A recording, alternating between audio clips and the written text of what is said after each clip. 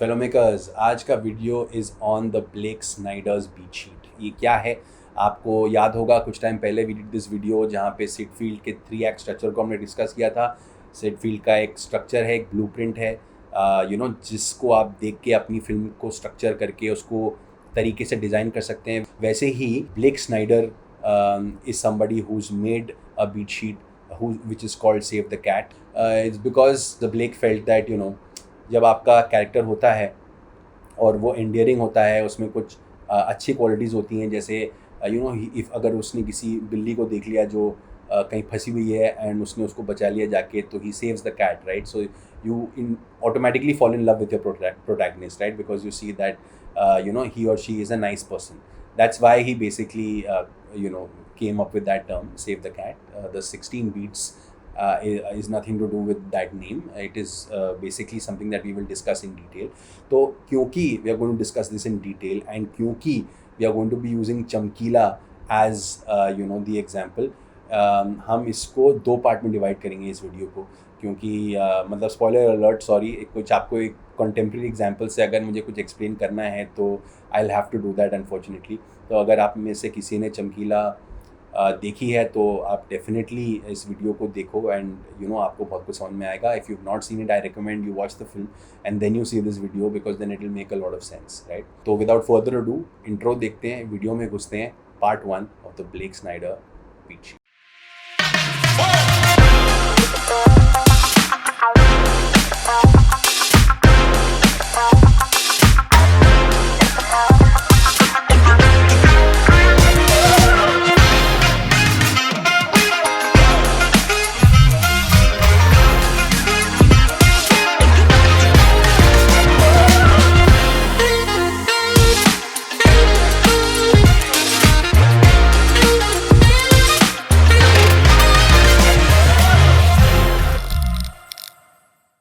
तो पहला बीट है opening image. Now opening image is as the word suggest कि बेसिकली ये आपका पहला इंट्रो है आपके फिल्म के लिए, राइट? तो ये बहुत कुछ हो सकता है, राइट? ये एकदम से आपके फिल्म का एक बहुत सिजलिंग, एक इंटरेस्टिंग सा पॉइंट हो सकता है जिसको आप लिटरली 5 सेकंड के लिए दिखाएं और आपको लगे कि ये क्या हुआ, बड़ा इंटरेस्टिंग है, और फिर आप पूरे फिल्म को शुरू करें and then you go to that point, right?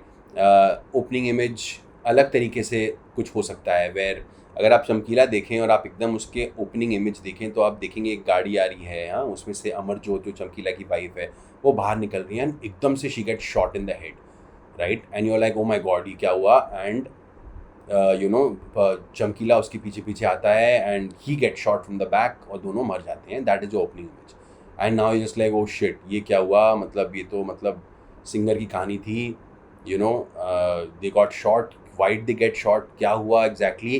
And then you see the film in flashback, right? जब उनके bodies को लेके जाते हैं, there's a cop and all, उसको story सुना रहे होते हैं and you see उसकी पूरी film, उसकी पूरी story, उसकी पूरी journey unravel. Why does the filmmaker, why does Blake Snyder say that's important? For so many reasons, right? Suddenly आपकी फिल्म इतनी इंटरेस्टिंग हो गई है, राइट? आपको ऑलरेडी पता है, अगर आपने चमकीला के बारे में कुछ भी जानते हो तो आपको ऑलरेडी पता है कि he was murdered. So film maker के लिए वो इतना बड़ा प्रॉब्लम नहीं है, because he was a very celebrated figure and सबको पता है कि ही वॉज शॉट डेड. तो मतलब इट्स नॉट अ प्रॉब्लम अगर आप उसको मरते हुए पहले सीन में दिखा दो. So that's a very easy cinematic decision to take, right?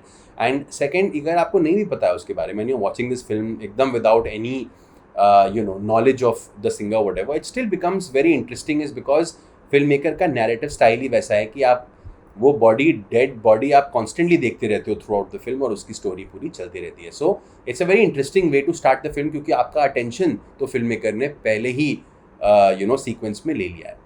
Second beat आती है थीम स्टेटेड. नाउ अगेन चमकीले का एग्जाम्पल लेते हैं वेरी इंटरेस्टिंगली. जैसी ओपनिंग इमेज आपकी ख़त्म होती है, आप देखते हैं ये लोग गाड़ी कहाँ आ रही थी, कहाँ जा रहे थे, आपको पता चलता है कि वो एक कॉन्सर्ट के लिए आ रहे थे. The film is around the journey of this musician, basically. The theme is his musical journey and that is clearly defined in the second beat. तो फिर आते हैं हम थर्ड बीट पे, which is the setup. The setup is basically the starting of act 1 according to Blake, right? तो मतलब ये तो जैसे हमने पहले भी समझा है, एक्ट 1 में सेटअप होता है. सेटअप में आप पूरी दुनिया एस्टैब्लिश करते हैं, बंदे का सेटअप क्या था, बंदे का पूरा जो दुनिया क्या थी वो आपको सेटअप में दिखा दिया जाता है। फिर आता है next beat which is called the catalyst. Catalyst होता है इंसाइटिंग इंसिडेंट, मतलब ऐसा कोई इंसिडेंट जो आपकी स्टोरी को एकदम ना प्रोपेल कर देता है, राइट।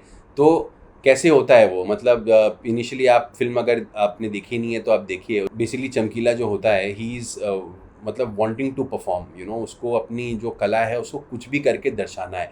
तो वो एक ऐसे बंदे के पास पहुंच जाता है जो एक एक रेलिवेंट सिंगर होता है, राइट, जो उसके गांव का एक पॉपुलर सिंगर होता है। वो बोलता है कि यार मतलब मेरे को सुन लो, बस मेरे को कुछ नहीं करना है, आपके लिए गाने बनाऊंगा। जैसे होता है भी है म्यूज़िक इंडस्ट्रीज में, some of the biggest artist that you know, गाने उनके नहीं होते हैं, कई बार ऐसे लोगों के होते हैं जिनको बस उनके आसपास रहना होता है ताकि कभी वो नोटिस हो जाए, कभी वो इंडिपेंडेंट हो जाए।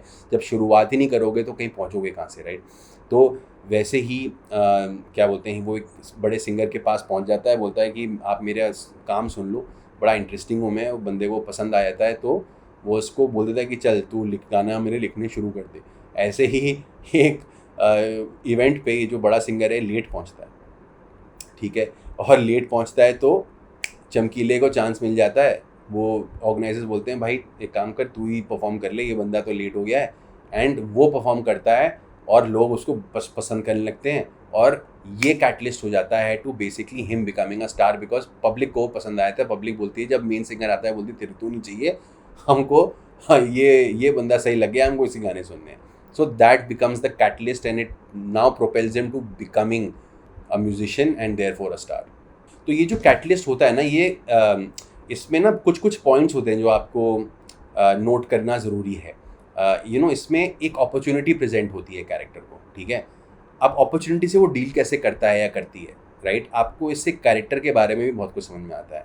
फिर वो अपॉर्चुनिटी का यूज़ करता है नहीं करता है, because that can also propel your film into different direction, right. अब जब उसको ऑफर करते हैं तो मतलब वो तो बोलता है कि यार मतलब वो तो राज़ी होता है कि हाँ मैं कर लूँगा परफॉर्म। बट जो फीमेल सिंगर होती है, क्योंकि डुएट कॉन्सर्ट होता है, फीमेल सिंगर होती है, वो बोलती है कि मैं इसके साथ क्यों गाऊंगी, मैं ऐसे नल्ले के साथ क्यों गाऊंगी, मैं तो किसी स्टार के साथ गानी आई थी उसी के साथ गाऊंगी, ठीक है। तो एक बार जब उसको भी मना लेते हैं कि तेरे को पैसे मिलते हैं इसके, तू कर इसको, तो फिर वो बेसिकली बोलती है कि नहीं, पर ऐसे अश्लील गाने में क्यों गाऊंगी, क्योंकि चमकीला अश्लील गाने गाता था, he was famous for that, right. तो शी इज़ लाइक मैं क्यों गाऊंगी ऐसे अश्लील वश्लील गाने, मैं ये सब नहीं कर सकती। तो ठीक है, प्रोटैगनिस्ट की तरफ से नहीं पर उसके एनवायरनमेंट की तरफ से एक वापस एक चैलेंज फेस हो गया यहाँ पे। अगर वो बिल्कुल एक्सेप्ट नहीं करती या यही डर के भाग जाता तो स्टोरी कहीं और चली जाती। But he chooses to go and he says कि मैं तो शुरू करता हूँ, चाहे इसका भी पार्ट मुझे गाना पड़ जाए मैं गाऊंगा, पर मेरे को ये अपॉर्चुनिटी मिल रही है मैं तो लूँगा, क्योंकि you showing the fire brandness of Chamkila as a character in that moment. But you have to see, जब आप डिज़ाइन कर रहे होते हो अपने सीन्स को ना, you have to design it in this way where they will, just because you get an opportunity doesn't mean it's going to be easy. जब आप उसको कॉम्प्लिकेट करते हो तो ड्रामा ऑटोमेटिकली उससे निकल के आता है और आपका स्टोरी टेलिंग और मूवी वॉचिंग एक्सपीरियंस दोनों बहुत इंटरेस्टिंग हो जाता है, राइट। तो फिर अगला पॉइंट आता है debate. Debate is basically the end of act 1, right. Syd Field के 3 एक्ट स्ट्रक्चर में हमने देखा था, इट कम्स अराउंड 30th और 40th पेज डिपेंडिंग आपकी फिल्म कितनी लंबी है। नाउ डिबेट में बेसिकली क्या होता है कि ठीक है 30th पेज के आसपास आपका सेटअप एक्ट खत्म हो गया होता है, आपको पता है कि थीम क्या है, पिक्चर किसके बारे में है, वर्ल्ड क्या है, so on and so fourth. आपकी प्रोटैगनिस्ट की जर्नी भी आपने हल्की सी जब देख ली है। अब आपके प्रोटैगनिस्ट की जर्नी में एक डिलेमा आता है, ठीक है, which is why it's called a debate, कि मतलब एक अपॉर्चुनिटी है, प्रॉब्लम भी है। अब प्लॉट पॉइंट जो है आपका पहला प्लॉट पॉइंट, राइट ना, how does that propel the story, how does that take you into act 2। तो चमकीला में कैसे होता है कि अब अपॉर्चुनिटी तो उसको मिल गई, परफॉर्म उसने करना शुरू कर दिया। अब ऑब्वियस नेक्स्ट स्टेप क्या होता है, वो एक प्रोमोटर के पास जाएगा। एक लोकल जो गांव वगैरह में एक प्रोमोटर होते हैं जो अच्छे वाले सिंगर्स होते हैं, वो मतलब बोलते हैं ना कि इन सिंगर्स को हमने अपॉर्चुनिटी दी, हमने इनको बनाया, और फिर ये उनको फिर और शोज़ वगैरह देते हैं। Then tend to keep most of the profits themselves and उस कैरेट से या उस गाजर से ना, कि देखो हमने तुम्हें बनाया है इसलिए तुम बस परफॉर्म करते रहो, पैसे हम रखेंगे, काइंड ऑफ थिंग। सो ऐसे ही नेक्स्ट स्टेप पे जाने के लिए चमकीला और उसका जो दोस्त होता है वो जाते हैं ऐसे प्रमोटर के पास और बोलते हैं कि अब बताइए सर, अब लोग तो हमें पसंद कर रहे हैं, आगे क्या करना है। तो बंदा ऑब्वियसली एक डील देता है उनको जिसमें उन लोग को तो खुर्चा नहीं मिलती है, कुछ खास मिलता नहीं है, और ये इस बात को चैलेंज कर देते हैं। तो प्रमोटर बोलता है तुम अपने आप को क्या समझते हो, अपनी औकात भूल गए हो क्या। तो वो उसको काफ़ी जलील वलील कर देता है और यहाँ पे लिटरली दोनों भिड़ जाते हैं। और उसका असिस्टेंट और उसका दोस्त ये नहीं चाहता कि दोनों भिड़ जाएँ, बट वो भिड़ जाते हैं। और वो लिटरली उसको बोलता है कि दफ़ा हो जाए वहाँ से, बन जाए तू, बन ले सिंगर जाके, व्हाटएवर, मतलब चमकीला को यहाँ पे देखो एक पावरफुल कैरेक्टर दिखाया है। वो बंदा बोलता है कि तू आप ऐसा बोलो ना कि मैं भूखा मर जाऊंगा, मैं भूखा नहीं मरूंगा, चमार हूँ, जूते सिल के पैसे कमा लूंगा और भूखा नहीं मरूंगा, and I don't need you. So he goes back. अब यही डिबेट है ना अपने आप से कि उस वक्त वो झुक के प्रमोशन वाला डील ले भी सकता था, पर उसने वो नहीं किया। He stood by his ground, he stood by the principles that he stood for, और उसने डिसाइड किया कि भाई मैं खुद फिगर आउट कर लूंगा अगर करना होगा तो, पर ऐसे आदमी के साथ तो काम नहीं करूंगा। Then we move into the next point which is break into two, right. अब बेसिकली इसी को एक्ट 2 बोलते हैं। तो एक्ट 2 जो आपका कॉन्फ्रंटेशन एक्ट था, इफ यू रिमेंबर इन सिटफील्ड, तो ये एक्ट 2 में अब क्या होता है, आपकी नाउ इस प्रॉब्लम से अब आपका नया एक्ट अब शुरू होता है, आपकी जो प्रोटैगनिस्ट की जर्नी है, राइट। अच्छा खासा सिंगर बन रहा था, प्रमोटर के साथ साइन हो जाता तो व्यारे न्यारे हो जाते, बड़े बड़े शोज़ मिलते, हर जगह घूमता और उसका नाम और बड़ा होता, पर he chose to not do it. उसने ये डिसाइड किया कि मैं ये सब नहीं करूँगा और अब मैं फिगर आउट कर लूँगा अपने आप, तो बेचारा कहाँ से फिगर आउट करेगा वो बेचारा अपने ज़िंदगी में, ही continues living the way he does, but क्योंकि वो अभी इतना पॉपुलर हो चुका है लोकल सर्किट में कि यहाँ पे जब हम बात करते हैं ब्रेक इनटू 2 में जो सेकेंड एक्ट है, इसमें बेसिकली एक अपॉर्चुनिटी आती है वेयर इंक्वायरी आ जाती है उसके लिए, and people want to see him perform. तो लिटरली कोई बंदा एक फ़ोन करके बोलता है कि आओ यार परफॉर्म करो, हम पैसे देंगे आपको, and so on and so forth. तो उसको उसका पहला गिग मिल जाता है विदाउट अ बिग प्रोमोटर। तो अब इसकी बात जो ब्रेक इनटू 2 हम बोल रहे थे ना, वो 2 ऐसा होता है कि स्टोरी ए स्टोरी बी। तो स्टोरी ए तो चली रही है जो है आपकी चमकीला की म्यूजिकल जर्नी की स्टोरी, राइट। और बी स्टोरी जो है ना, इसी के चलते चलते एक साइमल्टेनियस ट्रैक जो है वो शुरू हो जाता है, और हो जाना चाहिए किसी भी अच्छी फिल्म में, क्योंकि वो आपको थोड़ा सा ना मतलब बिजी रखता है। इट इज़ नॉट जस्ट कि आप एक पॉइंट फोकस पे ही चलते रहो, क्योंकि otherwise the movie watching experience ना थोड़ा ठंडा पड़ जाता है। You need other things also happening in the main story. तो जैसे चमकीला में जो बी स्टोरी है वो उसका रोमांटिक एंगल है, राइट। आपके कैरेक्टर प्रोफेशनली तो कुछ कर रहा है और उसके लिए जो भी जद्दोजहद कर रहा है वो उसकी जर्नी आपकी फिल्म बनती जा रही है, पर पर्सनल लाइफ भी उसकी एक है जो आपको देखना ज़रूरी है।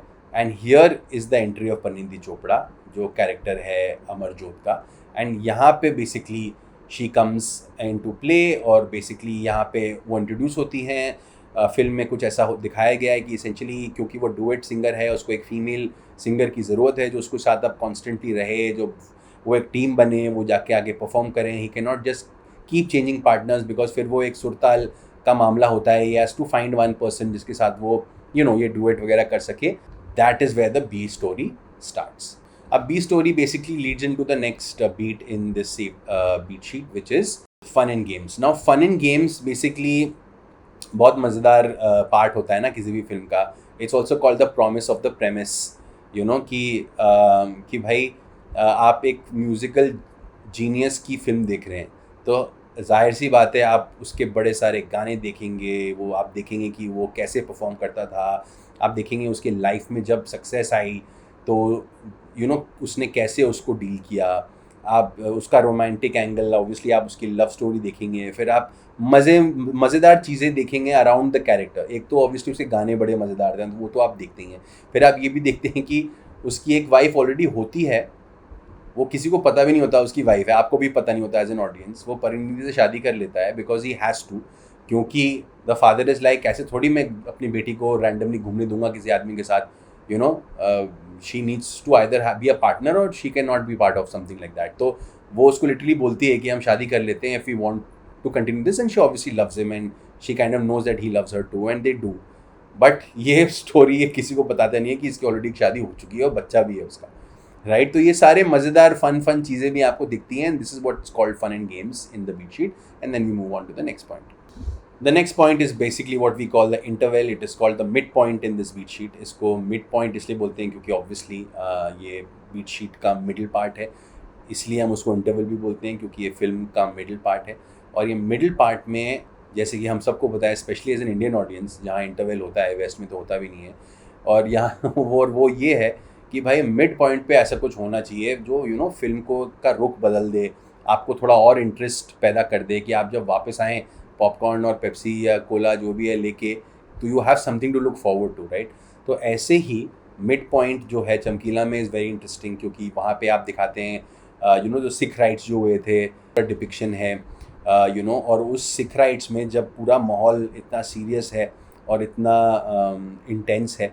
तो 84 में जो सिख राइट्स हुए थे वो यहाँ बैकड्रॉप बन जाता है एंड आपको दिखता है कि इसके journey when he was going through becoming who he was becoming, this was the era जब ये सब हो रहा था।